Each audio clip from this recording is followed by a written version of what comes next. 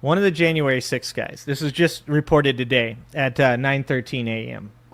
Trump official caught in bombshell January 6th tape urging cop murder. By the way, this is a person that Donald Trump not only pardoned, but now employs. On my way to work every day, guys. On my way to work every day, I drive past multiple houses, Trump flag houses, right? And a couple of them have thin blue line flags. And if you are a supporter of police officers and you can find yourself in a place where you are supportive of this guy in Trump's administration saying these things that we're about to talk about police officers on January 6th, then you're a hypocrite. And I think at this point they're immune to it. I think they're immune to hypocrisy. Because we're about to read the story, and this is the most hypocritical thing you will ever see from somebody that flies a thin blue line flag. NPR, thank you, NPR. I know Benjamin Dixon was just talking about that before he got off. NPR is still doing some work before. I want to see NPR dump everything they have before they go. NPR has obtained police body cam footage of Trump's Justice Department official Jared Weiss calling on January 6 rioters to kill police officers. You guys are disgusting, man. You guys are disgusting. Weiss can be seen and heard saying on the footage, "I'm former law enforcement. You're disgusting. You are the Nazi." Once again, always blame your opponent for the things that you are doing. "You are the Gestapo. You can't see it because you're chasing your pension. Yeah, fuck them. Yeah, kill them. Yeah." He later cheers as rioters push their way forward. Weiss's incendiary statements, which he admitted to under oath in January, so he said these things. This is nothing. He's not even pulling the Trump. It wasn't me. Obviously, there's video footage of him doing it. He said these things.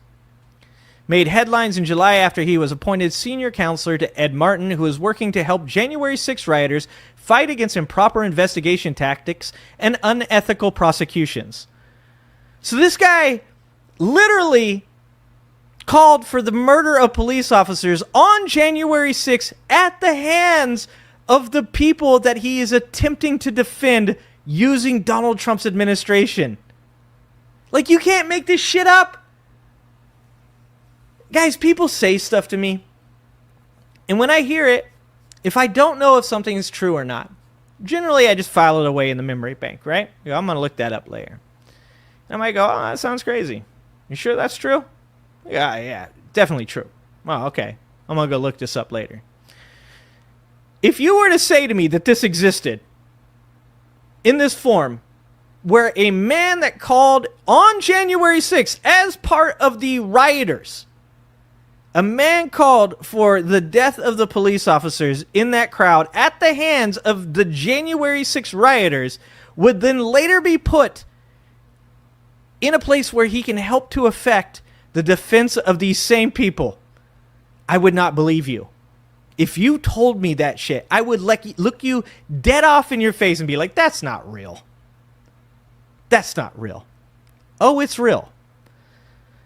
Weiss defended his speech as a heat-of-the-moment action influenced by what he saw as police brutality on the part of the Capitol officers. By the way, these were the officers that were outnumbered by January 6 rioters, that were being maced, being beaten with flagpoles. Multiple people in the crowd did have weapons. He said, "Those are terrible things to say, of course.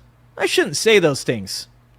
I think I was careless and used, terrible words when I was angry." Weiss worked for the FBI from 2004 to 2017 before moving on to the far-right propaganda machine Project Veritas, where he infiltrated teachers' unions across the Midwest. Weiss was charged with 2 felonies and 4 misdemeanor counts in 2023, including trespassing and disrupting the orderly conduct of government for his actions on January 6. All of his charges and the charges of hundreds of other rioters were dropped by Donald Trump. Weiss's pardoning and senior appointment show that Trump truly sees sees no wrong in what happened on January 6th, and he won't even pretend to. Rather than display any level of accountability, he rewards and uplifts those, like Weiss, who called for violence against police and against the country in his name. So, you know, you might be saying, yeah, we know all this stuff. You're preaching to the choir, right? You're preaching to the choir, right? So why even say all these things? Like I said, because it's important to keep saying these things, because there's tons of people out there that are friends with MAGA people, and these MAGA people are telling stories to these people, these politically illiterate people that claim they're apolitical or they don't want to be involved in politics, or, you know, hey man, just, you know, both sides are bad, brother. Like, you know, all the politicians are corrupt, whatever. Two birds, or two wings, one bird, all of the cliches. And the information that they're currently getting from those MAGA supporters that are their friends or family is that none of this is happening. January 6th, that was just tourism, guys. That was just tourism. There was no violence on that day. I was there. It was completely peaceful. Yes, we brought a hangman's noose. That's what you do at peaceful protests. Yes, we chanted "Hang Mike Pence," and yes, a woman did get shot while trying to climb through a door to attack the vice president. But it was completely peaceful, guys.